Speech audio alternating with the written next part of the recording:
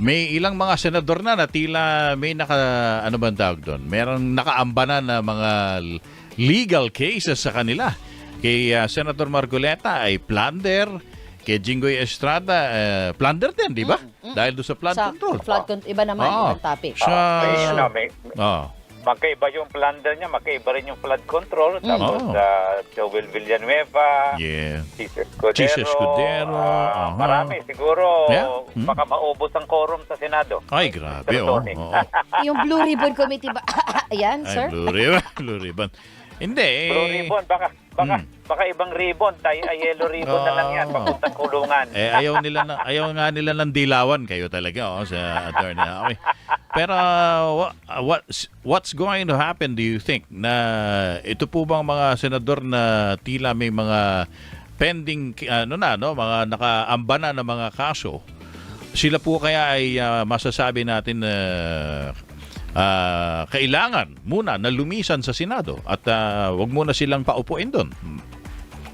Well, ganito yan Tony at Rica, no? Number one, yung preventive hold departure nga, kumbaga, yan pasimula para nga, kasi tingin ng ombudsman, sabi nga ni Ombudsman Boying, malapit na niyang pirmahan, tapos na yung kanilang investigasyon at malapit ng sampahan. Hinog na daw hinog. Technically, it is preventing them from leaving the country para nga masampahan ng kaso, number one. Number two, whether or not sila umalis o hindi, mas maganda harapin nila yung kaso dito at hindi sila madapa sa hagdanan habang hinahabol sa Senado. Parang si Bato, mahirap na, baka magkasugat-sugat sila ulit. But I guess ang punto dito is whether or not sila let's say, kasi lahat naman ito malamang is non-bailable na mga kaso, they are still counted as one of the 24 senators, Tony and Rica, no? Hindi bumababa ang number of senators. Yun nga lang, hindi sila makakapag-participate dahil wala sila sa Senado. So do you feel na parang kasama na rin ba ito sa estratehiya na humina yung mayorya? Yung posibleng mag-acquit kay Vice Presidente Duterte sa impeachment trial niya? Hindi naman tingin ko ito political motivated, kaya hindi naman paghina ito sa impeachment or paghina ng mga kalaban o yung mga pabor sa kay Sara Duterte. Makikita naman natin, Tony at Rica, yung mga kaso mukha namang may merito. Mukha naman ito talagang kailangan na nasagutin sa taong bayan at sa korte.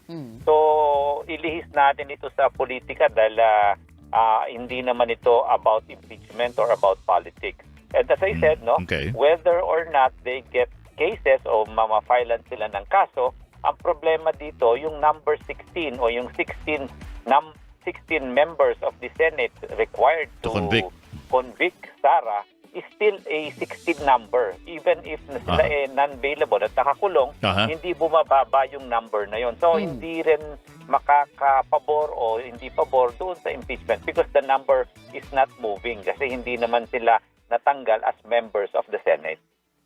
So, tuloy pa rin naman po ang kanilang paninilbihan dahil sa ngayon pa naman attorney, 'di ba? Kaso pa lang naman, hindi naman sila aarestuhin pa. In any worst case na lang 'yan, ipapatawag lang sila pero tuloy-tuloy pa rin ang kanilang serbisyo bilang senador. Sa tingin ko kasi Rica, tapos na po sa ombudsman. Once final ng ombudsman yan sa Sandigan, yan pwede na silang kunin at arestuhin at dalhin sa kulungan kasi naka-file na yan sa Sandigan Bayan once mag-file ng kaso ang ombudsman. Opo. Which yun nga yung sinasabi ni Ombudsman Boying, magpa-file na sila sa Sandigan Bayan. So, ang mangyayari niyan, although as I said, the number 16 is not changed, kasi kung hindi sila makakaparticipate kasi wala sila physically sa impeachment, hindi sila makakapagtanong, hindi sila makakapaglinaw. Yun nga lang, sad to say, as I said, kumbaga pumapabor din yan sa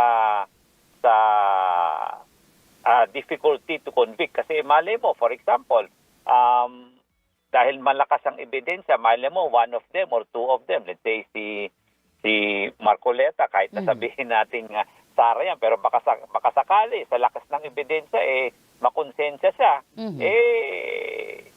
bumoto siya ng convict. Kaso nga, kung hindi siya nagpa-participate, paano siya makakapagboto ng Mhm. conviction? Mhm.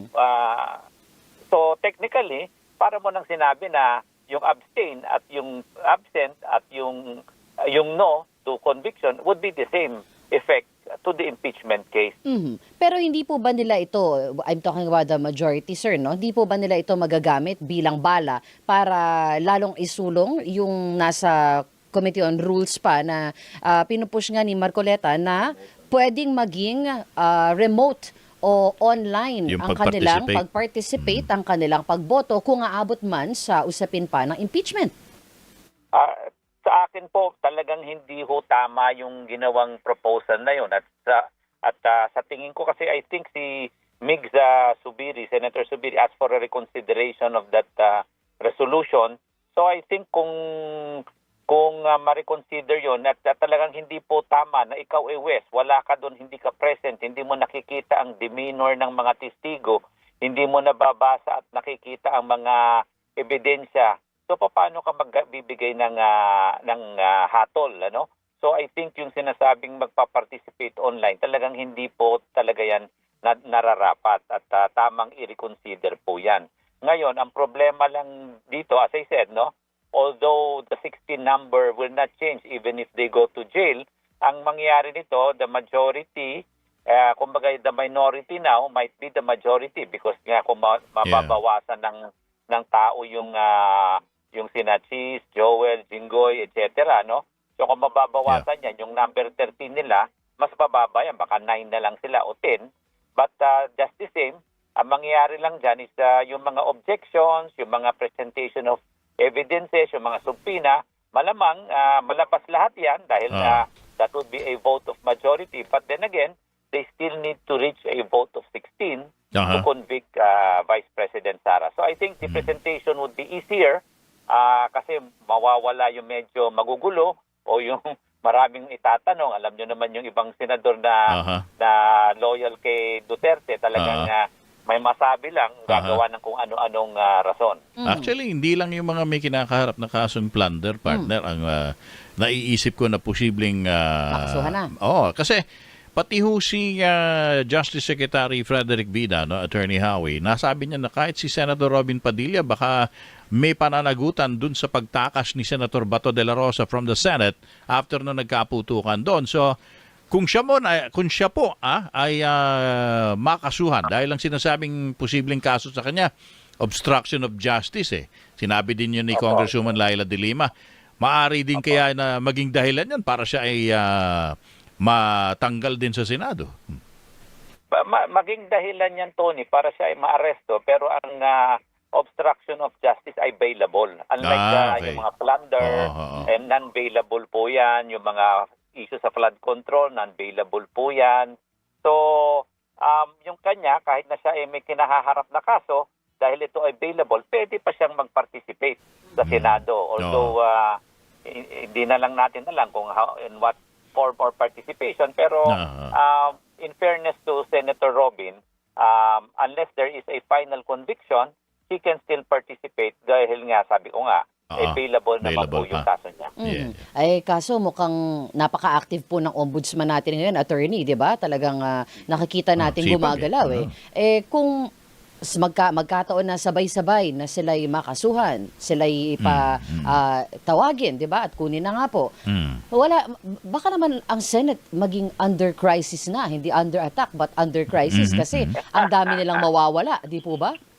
Under crisis na nga sila dahil ang gulo-gulo nila So, hindi na natin hihintayin pa yun. Nandun na Pero, totoo yan, Rica.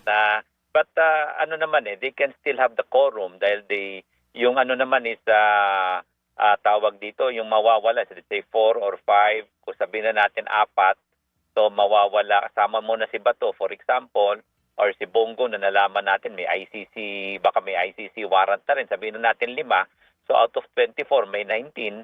So may majority pa rin sila kung meron 19 physically present sa Senado. Kahit na yung 5 kunyari matanggal because for different reasons na non-bailable or nasa ICC, pwede naman pong mag-participate. But as I said, mag-iiba po ang mayorya niyan at malamang magiging iba na rin ang mga liderato sa Senado pag yan ang nangyari. Alam mo pala, Attorney Howie, saka partner, no? Dahil nga sa nalihis na naman yung atensyon natin, ayan, yan napunta sa mga kaso nila Senador Marcoleta, yung mga kaso ni Senators Escudero, Estrada, anong tawag dito? Sino pa to? Marcoleta, Joel. Estrada, Joel, yeah, si Joel Villanueva. Yes, Oo. Nakakalimutan na natin na hinahanap pa pala natin si Zaldico, no? Tsaka si Atong Ang. Hindi, sa flood sa control. flood Tama control, ka, Tony. oo. Ang nangyari lang dyan, yung gulo sa Senado, yung barilan, itong Yeah. mga kasong ito, nalihis tayo sa issue. Kung ako ang tatanungin mo, Tony at Rica, dapat ang tutukan natin dahil sandali lang naman tong impeachment, tutukan natin yung 6 billion na Yeah. nawawala at yung kumbaga, hindi naman nawawala, pero yung 6 billion na unexplained wealth ni Vice President Sara na dumaan sa AMLA at yung kanyang mga confi funds, si Piatos. Baka nakalimutan natin si Mary Grace Piatos at yung iba pang mga issue, yung mga death threats and everything. So I think let's focus, no? Let's not take away the issue na mas importante yung accountability ni Vice President Sara at makita natin, sagutin niya talaga ano ba ang nangyari at siya ay nagkaroon ng 6.7 billion na deposit withdrawal sa AMLA at yung kanyang mga tangka kay Presidente, kay First Lady at yung kanyang mga Mary Grace Piatos na confi funds. etc. June 1, di ba? Sa June 1 natin inaasahan yung sagot niya, di ba? Doon sa articles of Sagot impeachment. niya, oo. Answer niya yon and then pwedeng mag-komento o mag-reply ang prosecution. Yeah. And then may pre-trial pa yan. Yeah, and yeah. then ang sabi nila, more or less, ang July tingin nila, 6. schedule nila magsisimula July 6. So, tingnan po natin ang naging, let's say, experience natin. For example, yung kay Justice Corona, inabot yun mga 2 buwan. So, Correct. tingnan natin kung siguro ito, another maybe 1 to 2 months, depende po sa takbo ng hearing. Oo. At alam mo naman, Tony at Rica, lahat na lang ng issue, dinala ni Vice President Sara sa Supreme Court. So sana hindi naman na magkaganon ulit at sana tuloy-tuloy na itong paglabas ng ebidensya at yung accountability ni Vice President Sara. Bago tayo magbabay kay Attorney Howie, gusto ko lang makakuha ng mabilis na reaksyon. Sa tingin mo ba, Attorney Howie, posible nga po na walang mag-eleksyon ng 2028? Hindi naman po. I think the President, narinig ko rin yung tanong na yan kanina. Tingin ko, sabi nga ni Senator Tulfo, how yung presentasyon ni Senator Amy. No? So, I think talagang far-fetched naman yung Noel na yan. I think it is incumbent upon the President and I trust that the President would go through with a peaceful and orderly election for a smooth transition. No? Meron pa siyang 2 taon and I'm sure itong 2 taon gagawin niya kung anong dapat para sa bayan at it would be culminated nga with a peaceful election and a transition into 2028. Con-as, attorney. Kumbaga wala na hong panahon. Con-as, wala na hong panahon. That siguro, alam nyo yan, Rica, Tony, alam nyo yan, na ilang beses na tayo nakakover at nakadanas ng eleksyon. Pagdating ng 2027, 1 year after Busy election, na yung mga yan. magulo na yan. So I think wala nang ibang issue niyan at tuloy-tuloy na po tayo. Talagang siguro sabihan na lang natin yung ating mga kababayan na pumili ng tama para tuloy-tuloy ang ating progreso sa Pilipinas. So paano kung sabi daw ng iba kung walang malakas na pambato ang administrasyon against the candidacy of Sara Duterte, mas mabuti na daw ba na wag na mag-eleksyon at magtuloy na lang si Pangulong Marcos Jr. muna? I think nasa constitution naman natin yan, Tony at Rica, na ang presidente, kahit na magaling ang kanyang ginawa o kahit na anong gusto natin, nasa constitution yan na talagang 1 term lang po ang presidente. Okay. So, I think let's not, let's say, have any other notions. Yan, igugulo lang. Ang maganda naman talaga sa ating bayan meron tayong smooth transition, smooth transfer of power from one administration to the other. Alright. At I think naman that is kumbaga one of the legacies na magagawa ng ating presidente. Tama. Nahaharap sa plunder at 3 counts ng indirect bribery si Senator Rodante Marcoleta, kaugnayan ng umano'y 75 million peso donations para sa kanyang 2025 senatorial campaign. Nakasaad sa complaint affidavit ng Field Investigation Bureau ng Office of the Deputy Ombudsman for Luzon na isinampa ang mga reklamo noong May 18 laban kay Marcoleta at 3 donors. Kabilang sa mga pinangalanan sa reklamo, sina former Congressman Mike Defensor, Joseph Espiritu at Aristotel Viray. Ayon sa mga investigador, noong January 2025 o bago pa man ang opisyal na campaign period, nagbigay umano ang 3 ng milyong-milyong donasyon para sa senatorial bid ni Marcoleta. Dahil umaabot sa 75 million pesos ang pinagsama-samang halaga ng mga donasyon, sinasabi sa reklamo na lumampas ito sa 50 million peso threshold para sa kasong plunder. Sinabi rin sa complaint na maaari ring managot si Marcoleta sa indirect bribery dahil tinanggap daw nito ang mga regalo o donasyon bilang isang public official. Ayon pa sa reklamo, hindi daw dapat i-normalize ang pagtanggap ng ganito kalalaking amount ng pera. Tinutukan din sa reklamo ang kanyang Statement of Assets, Liabilities and Net Worth o SALN. Hindi raw nakasaad sa entry SALN ni Marcoleta sa Senado ang natanggap na 75 million donations. Nakalagay lang sa kanyang SALN na may 39.6 million siyang naipon mula 1992 hanggang June 30, 2025.